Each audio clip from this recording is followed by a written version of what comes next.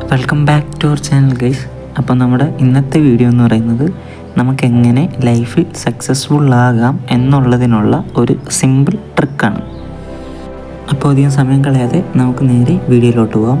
നമ്മുടെ ഈ വീഡിയോ കണ്ടതിന് ശേഷം നമ്മളുടെ ഈ ചാനലും അതിലെ വീഡിയോസും ഇഷ്ടപ്പെടുന്നുണ്ടെങ്കിൽ വീഡിയോ ലൈക്ക് ചെയ്യാനും ചാനലൊന്ന് സബ്സ്ക്രൈബ് ചെയ്ത് കൂടെ നിൽക്കുന്ന കാര്യവും പരിഗണിക്കുക.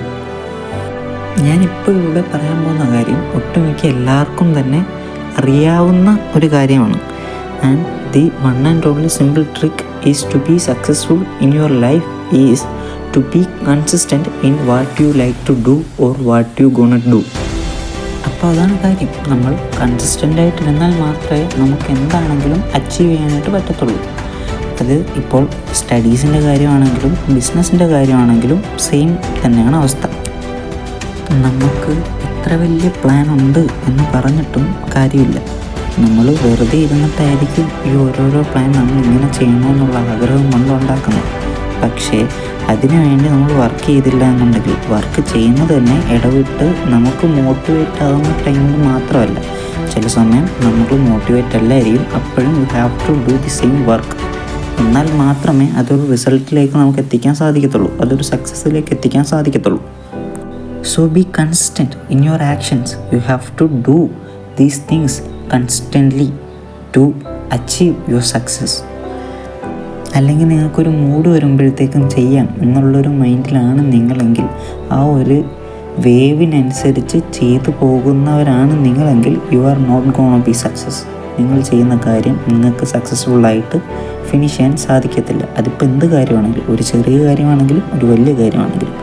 ഇപ്പം എല്ലാവർക്കും തോന്നുന്നൊരു സംശയമുണ്ട്, കൺസിസ്റ്റൻ്റ് ആകണം എന്ന് നമുക്കറിയാം. പക്ഷേ എല്ലാവർക്കും ഉള്ളൊരു കേസ് എന്ന് പറയുന്നത് മടിയാണ്.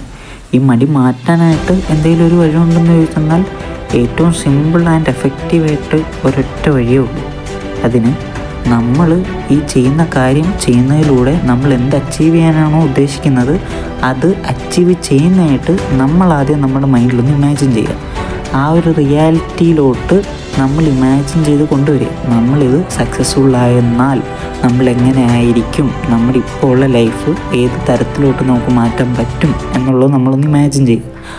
ആ ഒരു ഇത് നമ്മുടെ പ്രസൻറ്റ് ലൈഫായിട്ടൊന്ന് കമ്പയർ ചെയ്ത് നോക്കുമ്പോൾ നമുക്ക് കിട്ടുന്നൊരു ഫീലുണ്ട്. നമ്മളത് അച്ചീവ് ചെയ്ത് കഴിഞ്ഞാൽ നമുക്ക് എന്തായിരിക്കും പറ്റുക എന്നുള്ളത്. നമുക്ക് ആ കിട്ടുന്നൊരു ഫീല് അത് മതി നമുക്കൊരു മോട്ടിവേഷനായിട്ട്. അതിൽ കൂടുതൽ വേറൊരു മോട്ടിവേഷനും ഇല്ല.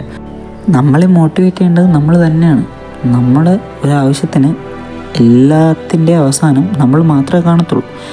നിങ്ങൾക്ക് സക്സസ്ഫുൾ ആകണമെങ്കിൽ നിങ്ങൾ തന്നെ വർക്ക് ചെയ്യണം. ഇപ്പോൾ എനിക്ക് സക്സസ്ഫുൾ ആകണമെങ്കിൽ ഞാൻ വർക്ക് ചെയ്യണം, അല്ലാതെ എനിക്ക് വേണ്ടി വേറെ ആരും വന്ന് വർക്ക് ചെയ്ത് തരത്തില്ല.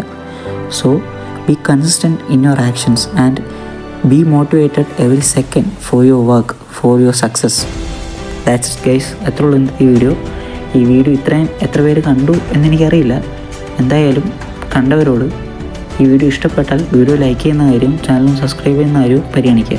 അപ്പോൾ ഇനിയും ഇങ്ങനെയുള്ളൊരു നല്ല വീഡിയോ ആയിട്ട് വരുന്നവരെ എല്ലാവരോടും ഗുഡ് ബൈ ഗൈസ്.